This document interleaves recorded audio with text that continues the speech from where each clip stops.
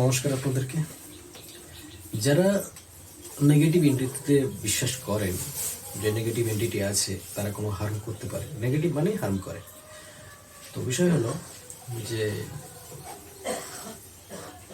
মানুষের মধ্যে যেমন ভালো খারাপ মানুষ আছে, ওরকম এন্টিটির মধ্যেও, এন্টিটি বলতে কি, ভূত প্রেত পিশাচ এইরকম জনি যারা আছে, তো ওদের মধ্যেও নেগেটিভ পজিটিভ থাকে। তো ম্যাক্সিমাম ক্ষেত্রে নেগেটিভই থাকে।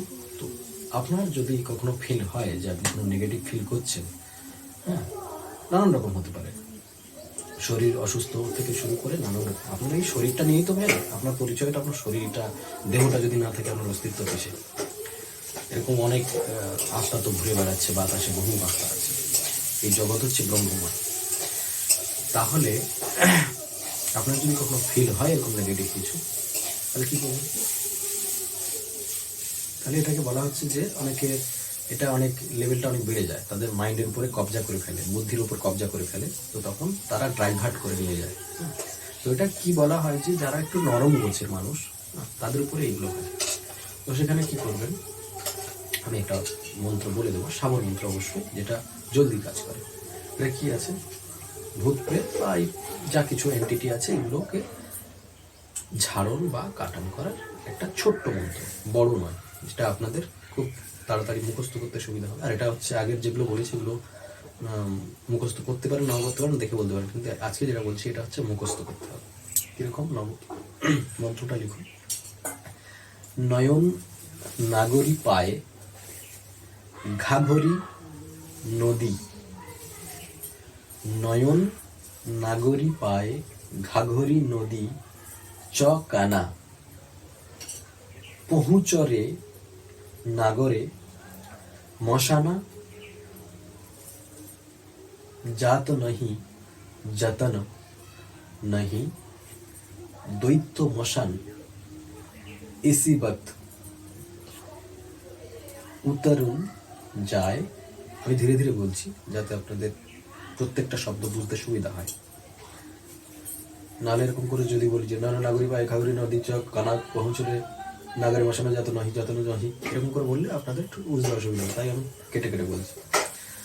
নয়ন নাগরী পায়ে ঘাগরি নদী চ কানা পহুঁচরে নাগরে মশানা জাত নহি যতন নহি দৈত্য मशान, इसी वक्त जरूर, इसी वक्त उतरुन जाए। ईश्वर गौरा पार्वती महादेव की दुहाई, ঈশ্বর গৌরা পার্বতী মহাদেবকে দোহাই। তাহলে এটা লিখে নিচ্ছেন, যদি ছেড়ে যায় আবার ব্যাক করে করে লিখে নেবেন। ব্যাক ফরওয়ার্ড করে ব্যাকওয়ার্ড করবেন, করে করে লিখে নেবেন। লিখে নেওয়ার পরে এটার মন্ত্রটা আপনার সাথে কানেক্ট করার পদ্ধতি হলো মুখস্থ করতে হবে। কী করবেন, এটা যদি মুখস্থ করে নেন, কি কখন মুখস্থ করবেন, কোনো শনি মঙ্গলবার ধরে মুখস্থ করে নিন, বা পূর্ণিমা অমাবস্যা সূর্যগ্রহণ চন্দ্রগ্রহণ কোনো একবার আপনি এটাকে মুখস্থ করে নেবেন 108 বার পড়ে। তাহলে কি হবে, আপনার মুখস্থ হয়ে যাবে, আর কণ্ঠস্থ হয়ে গেলে এটা আপনার জন্য কানেক্টেড হয়ে যাবে। আপনি বলবেন, কাজ করবেন।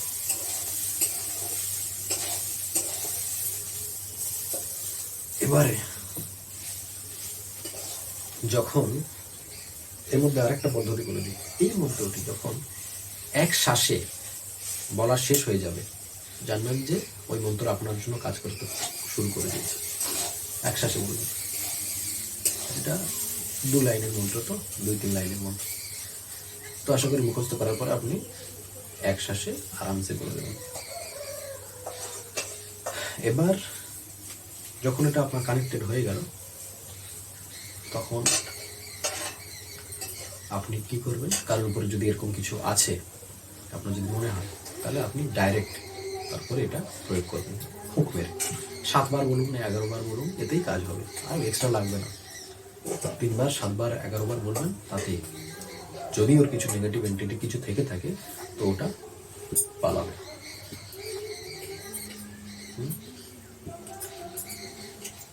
এটাই ছিল ভূত ছাড়া। বেশি সময় নিই না আমি, এবার জুড়ে থাকবেন আমার সাথে। আরেকটা, হ্যাঁ, ভালো জিনিস, এটা আপনি ফ্রিতে পাচ্ছেন, তাই আপনার কাজ হলো এটাকে শেয়ার করে দেওয়া। আরও এরকম অনেকে আছে যাদের কি হয়, মানুষের কাছে পৌঁছাতে পারে না, যারা এই কাজগুলো করে পয়সার অভাবে বা কিছু একটা এরকম ব্যাপার থাকে। আমি এই লাইনে এসেছি এমনভাবে নয়, হ্যাঁ, যে কোনো রকমভাবে ধাক্কা ঢুকো খেয়ে তারপর এসেছি। এবার কথা হলো, আপনি যখন নিজে পাচ্ছেন শেয়ার করে দেবেন যারা সমস্যায় আছে, বা আপনি নিজে এটাকে অ্যাপ্লাই করে ঠিক করবেন। আর এটার জন্য বলি, সাবর মন্ত্র অ্যাপ্লাই করার জন্য আপনার গুরু দীক্ষার প্রয়োজন হয় না। আমি যেহেতু আপনাকে দিয়ে দিচ্ছি, তাহলে ওকে। আমি বামাচারে দীক্ষিত, নাথ সম্প্রদায়, এইটুকু জানার যথেষ্ট। আমার দেয়ার অথরাইজেশন আছে। সাবর মন্ত্রের জন্য আপনার দীক্ষার প্রয়োজন নেই বা এরকম কোনো ক্রাইটেরিয়ার প্রয়োজন নেই। আপনি ভুল বললেও কাজ হবে, কিন্তু বৈদিক মন্ত্রের ক্ষেত্রে তা নয়। বৈদিক মন্ত্র সঠিক উচ্চারণ করতে হবেই হবে, গ্যারান্টি। ভুল বললে আপনি বিপদে পড়বেন। মানে বগলামুখী মনে করুন যদি একটা মন্ত্র আছে, ওটা দিয়েও ভূত তাড়ানো যায়, সব কিছু নেগেটিভ এনার্জি, যা কিছু নেগেটিভ সব কিছু তাড়ানো যায়। যেমন যেটা 36 অক্ষরের যে মন্ত্রটি আছে, ওম হ্রিং বগলামুখী সাথে বাচন কর্মসময় জীবা পিলায় বুদ্ধি বিনাশায় হ্রিং ওম স্বাহা, উচ্চারণটা সঠিক করতে হয়, তখনই আপনার কাজ করবে। এই মন্ত্রটা বলার পরে সামনে ভূত প্রেত যা কিছু থাক, যা কিছু নেগেটিভ এনার্জি থাক, বা আপনার মনের যা বিকার থাক, বা আপনার যদি কোনো গ্রহের ডিস্টার্ব থাকে, সে কিন্তু ব্যালেন্স হতে বাধ্য হবে, নাহলে চাবুক পড়ে যাবে তার। তো যাই হোক, এই ছিল আজকের এইটা। আপনারা কাজে লাগান আর জুড়ে থাকুন। কোনো কিছু রিকোয়ারমেন্ট হলে আমাকে বলবেন, আমি অবশ্যই সব কিছু সাবর মন্ত্রের উপরেই দেব। আর যদি আরও কিছু জানার থাকে, নাম্বার দেওয়া থাকবে স্ক্রিনের উপর, অবশ্যই যোগাযোগ করবেন। আগে মেসেজ করে নেবেন, কারণ আমি বেশি ফোনে কথা বলে করার মতো সময় আমার নেই। আগে মেসেজ করে নেবেন। আর একটা, হ্যাঁ, যারা কুণ্ডলী বিচার করতে চান, আমার আরও একটা চ্যানেল আছে, সেখানে আমি এগুলো জ্যোতিষ বা বাস্তু সম্পর্কে করি। কিন্তু আমি চাইছিলাম যে শুধুমাত্র মন্ত্রতন্ত্রের জন্য আলাদা একটা চ্যানেল করতে, সেটা এখানে করেছি। তো আপনারা এর সাথে জুড়ে থাকুন। আর যদি কুণ্ডলী বিচার বা আপনার বাস্তু বিচারের যদি প্রয়োজন হয়, মডার্ন বাস্তু, ওই মাটি পরীক্ষা করে ফুঁক মেরে ওই সব নয়, বাড়ির প্ল্যান ধরে, প্ল্যান বিচার করে সেখান থেকে ডাইরেকশন ধরে, ডিগ্রি দেখে, লোকেশন ডিগ্রি দেখে সেখান থেকে হিসাব করা হয়।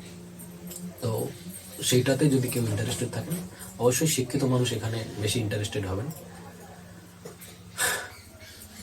কারণ আমার পূর্ব অভিজ্ঞতা থেকে বলছি। যাই হোক,